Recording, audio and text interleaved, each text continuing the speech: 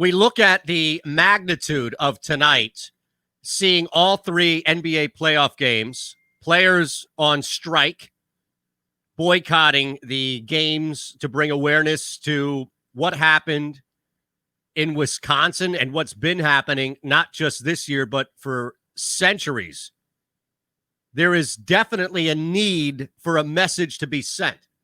And before we even look at what happened specifically and what can happen moving forward, just because everything gets misconstrued and misunderstood, because now we do live in a world where if you don't agree or if you actually bring up something opposite, then you are looked at as that. And I'm not here to determine anything more than my own point of view. And I am pro what's going on tonight. I recognize the need for players to use their platform, and I respect and honor players using their platform. This is not about ratings. This is not about advancing to the second round. This is not about basketball. Clearly, it's not about basketball. The issue that I have is, how do we get people to listen? How do we I can see people on Twitter listen, re-quoting the tweets from Shams and others about it. Listen, how do we go away from our echo chamber and actually get people who this boycott is intended for to listen? How do we avoid tomorrow morning on this very channel, the morning drive host who is very successful, getting on and saying, this is why nobody watches the NBA, and downplaying everything that is done tonight as a result of ratings, as a result of, well, people aren't watching anyway. My fear is that the message, and this is not just NBA players boycotting tonight. This is about everything from George Floyd, Breonna Taylor, and again, you can go back to years ago. Amadou Diallo, you can go back as far as you would like. Every year, you're going to find examples of issues, deaths at the hands of police, for example, something that is being protested, boycotted, and brought to the front of everybody's attention, if you will, tonight. The problem that we have, and we would be people that agree, people that are supporting this boycott, people that are tweeting to their 100 or 100,000 followers, however many you have, responding with the quote tweet like, yes, fist, listen, the typical words you would see. How do we get away from the echo chamber? I put a tweet out right away. 4 people, the first 4 people that responded, well, they should give their money back. Talk to me about China. The typical talking points you get whenever LeBron or another NBA player speaks up was, well, your ratings suck. Give back your money. You're lucky that you're playing a game, or something to do with China. And that is derailing the message. That is taking away the focus of the message. We saw this in the NFL. We saw how the discussion about Colin Kaepernick was never, outside of like the first week, it was never about why he was protesting. It was about the means or method of him protesting. And then it got hijacked. Across the board, it was hijacked about whether or not somebody should kneel with the anthem or just stand and use their platform and do something else to push for change. That's what the conversation was about, whether or not you should kneel, and people kneeling and players kneeling. Everything is removed, one step or two removed. People are trying to do that again. Well, this is why the ratings suck. You never said anything about China. The problem is, and this is the problem in our society, I imagine it's happening elsewhere. I do. I imagine that this is something that is happening outside of this country as well. But to focus just on the United States, this is the biggest problem we have. Instead of social media being a component of life, instead of social media like Twitter, for example, being a side piece for life, it is now taken over. The mentality that you have when you go on Twitter has taken over how you now see and interact with the world, for better or worse. But messages are lost on Twitter because some egg account that has no pick, nor real name attached to it can just bash you back, and that's it. And what do? Sometimes, if you have the time and energy, you'll fight back, and it just becomes an argument. Or other times, you'll simply mute. And the mute button, the block button on social media has now permeated into our society. And this is the crux of the issue that needs to be discussed as players and other people of power and influence continue to push for change, continue to use their platform for change. If people were readily available to listen simply because there was a threat of money being lost, we wouldn't be in this position. I know it's idealistic and optimistic for some to think, well, you start messing with people's money and then change will happen. But how much change has truly happened since the murder of George Floyd? How much change has truly happened since the murder of Breonna Taylor? How much change has truly happened since the murder of Amadou Diallo? Things happen. They're cyclical. People get a platform. People push that platform. The right people, meaning the people who agree with it, are there to listen. You don't have to convince me, Kyrie Irving. You don't have to convince me, Giannis. You don't have to convince me, Pascal Siakam. I believe in your fight. I recognize the need for the fight. And I'm not alone. I don't stand out as unique or special in that regard. I recognize the need for you to push this message. But I'm not Clay Travis. And I'm not the hundreds of thousands of people who will repeat and mimic his talking points on the morning show and then shove it back down whoever seems to be trying to raise awareness's throat. Well, look, your ratings suck, and that's why I shouldn't care about your message. I guarantee you that's coming tomorrow morning on this very channel. Now, this is the beauty of it. We can disagree, and I can fire off, and I can give you my point of view, just like others who disagree will give theirs. But we have to understand when we sit there on social media, it's not us anymore pushing the mute or block button. It's people who have already changed the channel. It's people who have already have it ingrained in their mind that the NBA's ratings are down, the product sucks. Why would I watch it in the first place? That is the person who needs to see and hear and change their point of view based on what the players are pushing tonight.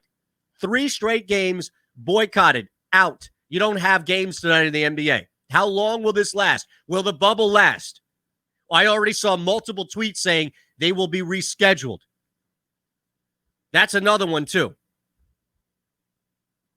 You know, I think, and JJ, let me know if that's any better, please.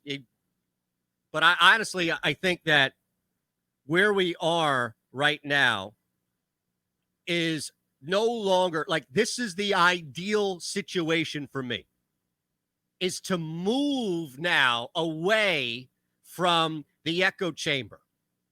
I'm not going to sit here for 2 hours and reinforce what Pascal Siakam, what Giannis, what Kyrie and LeBron and countless of others have said, because I've talked about it for a while, and I am not going to just repeat the echo back to the chamber. What I would love to do is focus on people who have a problem with tonight, who truly have an issue but can talk about it. And you know what? Sometimes you're just going to deal with somebody who's a jerk. Sometimes you're going to deal with somebody who is probably worse than that, a term much worse than that I can't say due to FCC regulations, but you're just going to deal with that. And you can choose at that point how to combat it. Are you going to sit down? And you don't have to do either or any of these. I'm just saying at some point, one of the two is going to truly have to happen, because my fear tonight is not that people won't accept it. I know countless people who have already been pushing the same message that aren't celebrities, that don't have blue checks next to their name, that have been victims of police violence or bigotry, have been victims of it to the point in which it's been something that's more not just mental, but physical as well. I'm not the person. They aren't the people that this message, that this boycott is intended for. How do we make sure the message lands? How do we make sure that this boycott is not the equivalent of the tweet that says, well, if anybody has a problem with fill in the blank, then you're part of the problem? How many people that are following or saw that account retweeted that tweet into their timeline that are part of the problem, that do have a problem with tonight, coming back and saying, you know what, stranger, internet stranger, you're right. You're right. I had a problem with this until I saw your tweet, until somebody I followed retweeted that into my timeline. Now I recognize I was wrong. That's not how social media works. In fact, that's not how this country works. We are beyond divided. This is no longer about division. This is about a fundamental change and difference in point of view. What Doc Rivers said last night, how many people who disagreed with Doc were even watching? We're even paying attention. And here's the kicker in all of it. None of this should stop. Doc Rivers shouldn't stop. Boycott shouldn't stop. Players using their platform shouldn't stop. It doesn't mean that simply because it's falling on the wrong ears, meaning the people who already agree with you, and not the deaf ears, meaning people who disagree with you, that you should stop the message.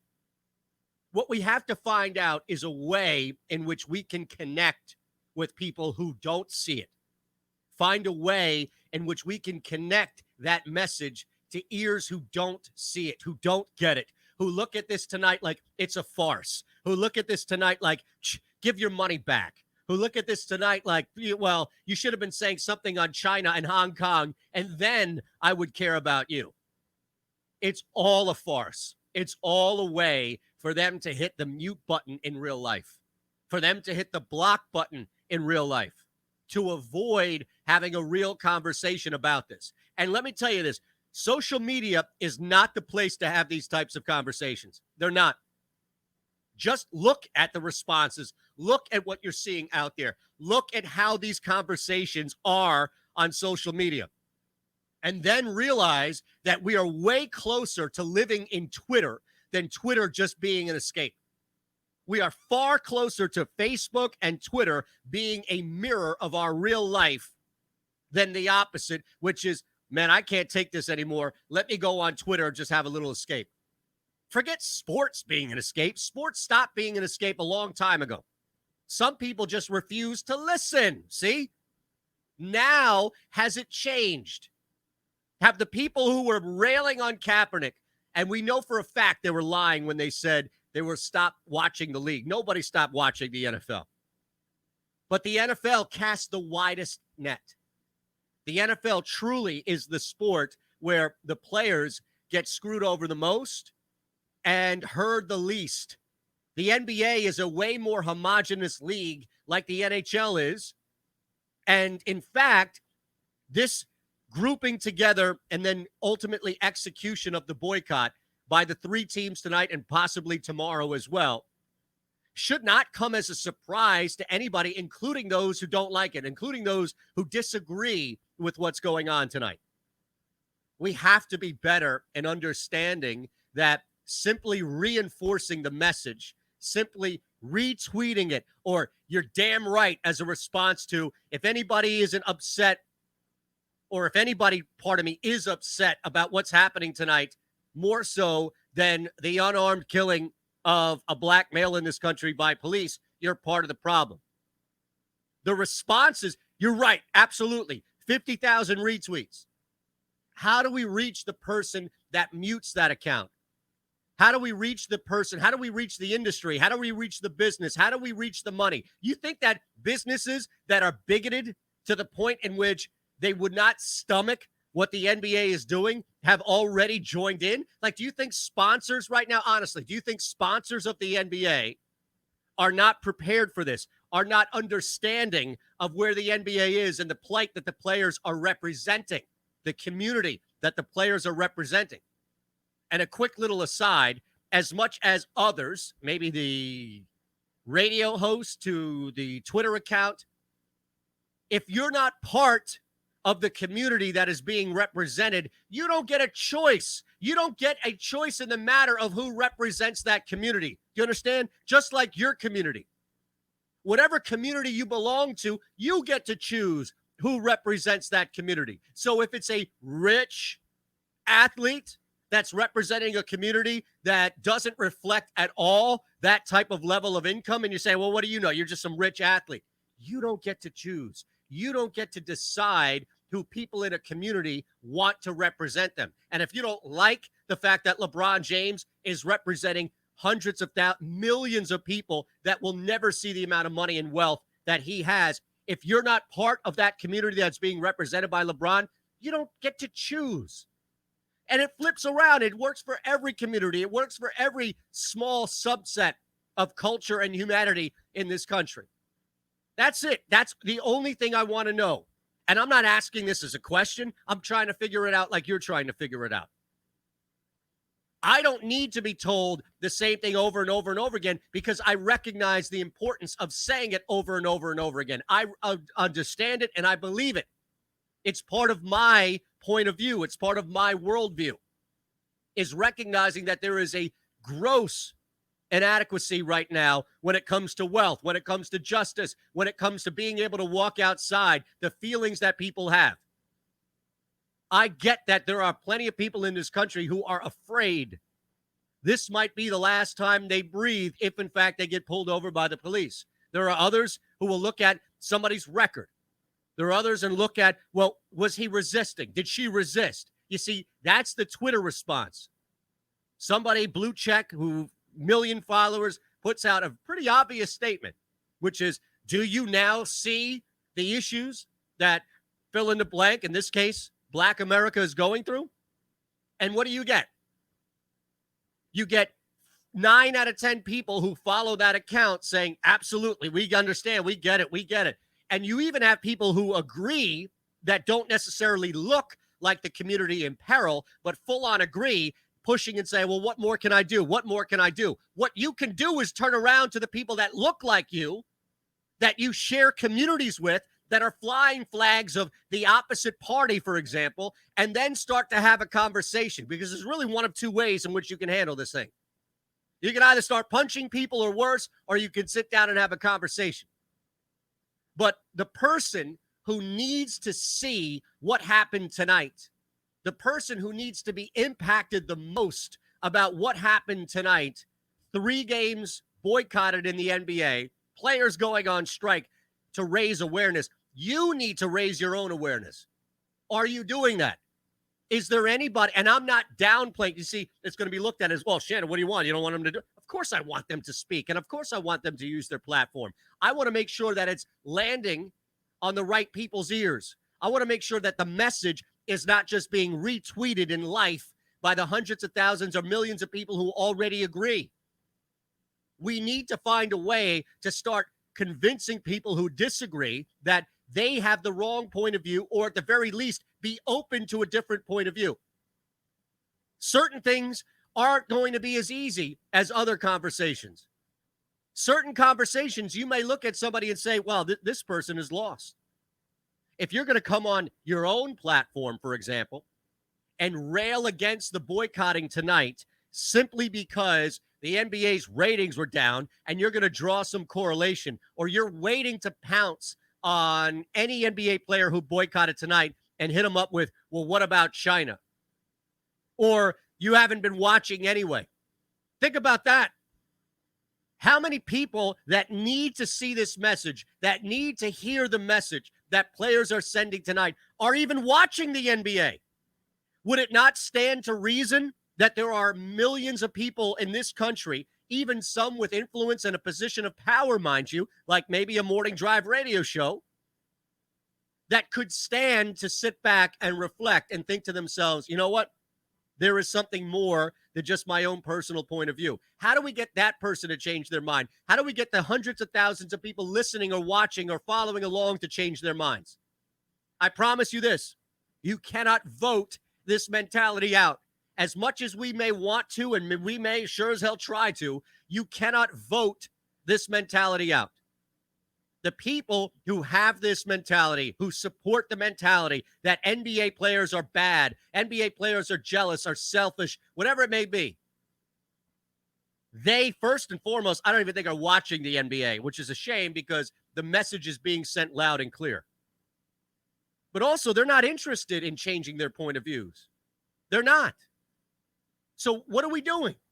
Are we reinforcing the same thing to people in our echo chamber without truly figuring out a way in which to convince other people that don't agree? How do you get rid of the person on Twitter who responds to every single tweet, every single arrest the cops who murdered Breonna Taylor tweet with some sort of video of a protest turned into a riot or something along those lines to counter the message? How often do you see that? That's what's happening in real life. Again, social media has now become a mirror of real life. It's crazy to think of that. It really is.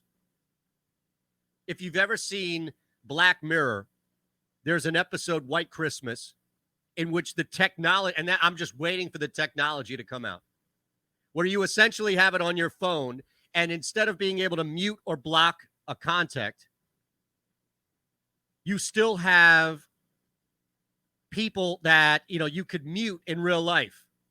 And it's great. The episode is beyond intelligent. It's one of the smartest, if not the smartest shows on television. And that's where we are right now. We're only missing the technology to where people would rather go around and mute somebody who disagrees and mute somebody who brings up China or brings up selfishness or brings up rich, spoiled athlete. It's just easier to mute. And look, to be fair, they're muting us. They are. Drumheller, Black Mirror. You know that episode, brother. You know exactly the what I'm talking about. Where you have the mute and the block. Like the guy who in the first one where they had, and I'm not going to go into specifics of the episode, I don't need to, but basically what you have is the technology to make that person muted in society. And you can't see them. They're talking to you, but their whole picture is distorted. And not picture on a screen, but picture in real life. And their voice sound, can't hear them. I mean, the idea, think about when this episode even came out years ago, and that's really where we are right now. How do we push people that disagree into having an honest, open conversation? You know, we should probably even start there. Talking about an open, honest conversation in which somebody who disagrees with the NBA players is willing to come to the table and admit that they may not be right. Do you realize how hard that is right now in this society? Do you realize how difficult this is right now in our society?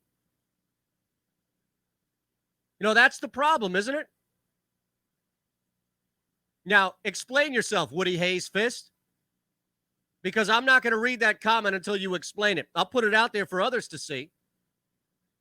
But I imagine that you're not interested in having a conversation. And if you're not interested in having a conversation, then we need to recognize that you may not and others may not be willing to change their point of view. And if you're not willing to change your point of view, then you don't need to weigh in on it. And that works always. That works with multiple issues. But I'm focused on one tonight, and that's NBA players boycotting 3 straight games and possibly more. At Shander Show, twitch.tv/Shander Show is how you get me. You can follow along on all of the platforms. We'll talk about one of the most amazing and fascinating ways in which you can win money via DFS. Coming up next, our pal Ira back from Overlay DFS.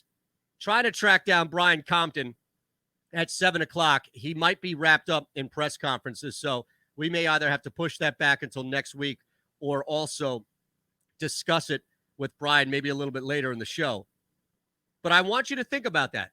I want you to understand something, at least where I sit right now. I agree with the message. I agree with the platform being used in this way, and I agree with the boycott. How do we get people who disagree? How do we get people who are just waiting to pounce on this with ratings and China and other issues? Oh, well, black on black crime, like this myth that nobody gives a damn about black on black crime and only for police. Well, look, I don't necessarily agree with that by any means. And I think Woody Hayes Fist on Twitch that you don't have any evidence at all to that point. There is nothing at all. Do you realize how many videos have you seen Philando Castile? Do you realize how many videos of people caught on film not resisting arrest were still hit with police brutality or worse. So for you and others out there asking why aren't more black celebrities talking about not resisting arrest, that to me says that you aren't paying attention. Are you willing? My question to you is, are you willing to pay attention? Are you willing to admit that you might be wrong? If you're not willing to admit that, then I don't know what you're looking for from our society and from our issues. Are you looking to just keep the status quo? How can we fix that? How can we get people who disagree with an obvious statement that you and I agree on to, at the very least, admit to themselves, you know what, I might be wrong? Do you honestly think in the hours that Clay Travis is going to break the mic tomorrow morning, admit at all he could be wrong about his point of view, that the NBA is just a bunch of spoiled babies and that's why the ratings are gone, because ever since they went and pushed political issues and social issues, nobody cares anymore? Is that going to be the norm? Are you waiting for another Jason Whitlock article, but in this case, not attacking LeBron James, but actually coming out and saying, you know what, maybe I was wrong. Even the words maybe, possibly are out. They're out of the picture. You can't show any presumed weakness to your own echo chamber because they'll kick your ass out, and now you're associated with the other side. I'm beyond, at this point, words and emotion, because I recognize that there are people that are fighting a fight much harder and much more passionate than I am. But I also recognize that the intended message is not falling on the right ears. How do we change that? We'll talk with Ira, Overlay DFS. It's an awesome thing that we're promoting this fall with the NFL as well. Coming up next, try and track down Brian Compton as well. I don't know right at this point because of all the press conferences. And yes, we'll touch on the Flyers as well. This is my 2 hours, and I'm going to sprinkle in some other things that are important to sports, and the biggest thing that goes beyond sports. There you go. Yes, there are more videos of shootings without. You just haven't seen them, or you haven't been there for the community that has experienced it. Trust me.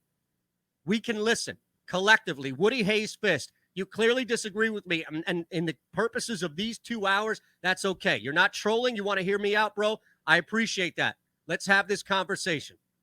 But I would demand that part of the research in this conversation is to talk to people who have experienced it and not just write it off. I'm not saying you're doing that specifically, but I'm saying people who choose to just write it off as that person was resisting arrest. What was he reaching for?